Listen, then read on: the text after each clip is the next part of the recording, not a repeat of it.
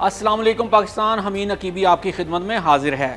جب بچے بھوک سے بلکتے ہوں، جب ماں باپ اپنے لختے جگر کو ملبے سے نکالنے کی کوشش کر رہے ہوں اور ساری دنیا خاموش تماشائی ہو، اس وقت اگر کوئی سینہ تان کر ظلم کے خلاف کھڑا ہو جائے تو وہ صرف بھائی ہوتا ہے اور وہ صرف امت کا راہبر ہوتا ہے، اور آج یہ کردار ادا کر رہا ہے سعودی عرب۔ ہماری آج کی ویڈیو ان لوگوں کے لیے ہے جو کہتے ہیں کہ سعودی عرب غزہ کے لیے کچھ نہیں کر رہا اور اپنے ملک میں ناچ گانے کو فروغ دے رہا ہے۔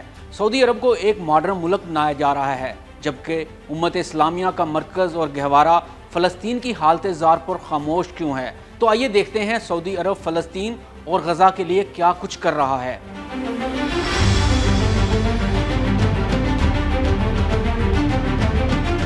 گزشتہ سال سعودی عرب نے King Salman humanitarian add and relief centre کے ذریعے ورلڈ فوڈ پروگرام کو 5 ملین امریکی ڈالر کی امداد فراہم کی۔ اس امداد سے غزہ میں تقریباً 75,000 خاندانوں یعنی 3,70,000 افراد کو ready to eat food parcel فراہم کیے گئے، اور ہر پارسل کا وزن تقریباً 16.3 کلو گرام تھا، یعنی ہر فرد کے لیے تقریباً 50 دن کی خوراک شامل تھی۔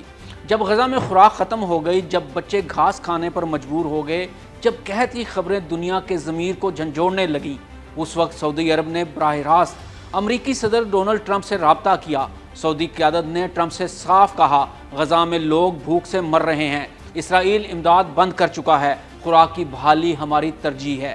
ٹرمپ نے ایک اور خطرناک تجویز پیش کی۔ وہ چاہتا تھا کہ فلسطینیوں کو جبری طور پر غزہ سے بے دخل کر کے دوسری عرب ممالک میں بسایا جائے اور غزہ کو ایک جدید کاروباری خطہ یعنی میڈل ایسٹ ریوائیور ایریا میں بدل دیا جائے۔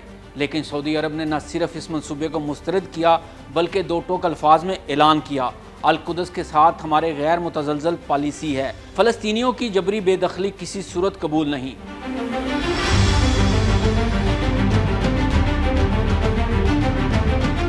مارچ 2025 میں سعودی عرب کے King Salman humanitarian add and relief Centre نے International Committee of the Red Cross کے ساتھ ایک معاہدہ کیا، جس کے تحت غزہ میں طبی امداد اور پانی اور صفائی کے نظام کو بہتر بنانے کے لیے 1.85 ملین ڈالر کی اضافی امداد فراہم کی گئی۔ اس سے قبل بھی سعودی عرب نے ICRC کو غزہ میں امدادی کاموں کے لیے مجموعی طور پر 11.85 ملین ڈالر امداد دی تھی۔ اگر بات کی جائے گزشتہ مہینے کی، تو سعودی عرب نے سہم پلیٹ فارم کے ذریعے غزہ کی عوام کی مدد کے لیے فنڈ ریزنگ مہم کا آغاز کیا۔ اس مہم میں شاہ سلمان نے 30 ملین سعودی ریال اور ولی عہد محمد بن سلمان نے 20 ملین سعودی ریال کا عطیہ دیا۔ سعودی عرب نے مارچ 2025 میں بین الاقوامی برادری سے اپیل کی کہ وہ اسرائیل پر دباؤ ڈالے تاکہ غزہ میں بجلی اور امدادی سامان کی فراہمی فوری طور پر بحال کی جائے۔ سعودی وزارت خارجہ نے اسرائیلی اقدامات کو اجتماعی سزا اور بین الاقوامی انسانی قوانین کی خلاف ورزی قرار دیا۔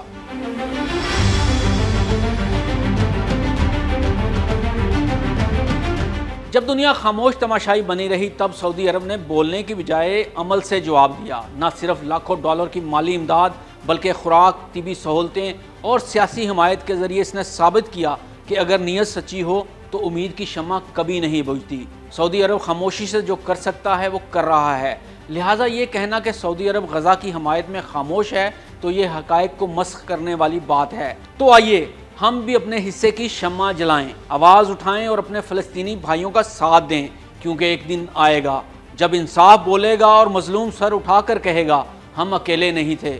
اللہ فلسطین کے مظلوموں کی مدد فرمائے، آمین۔ حمید نقیبی کو اجازت دیجیے، اللہ حافظ۔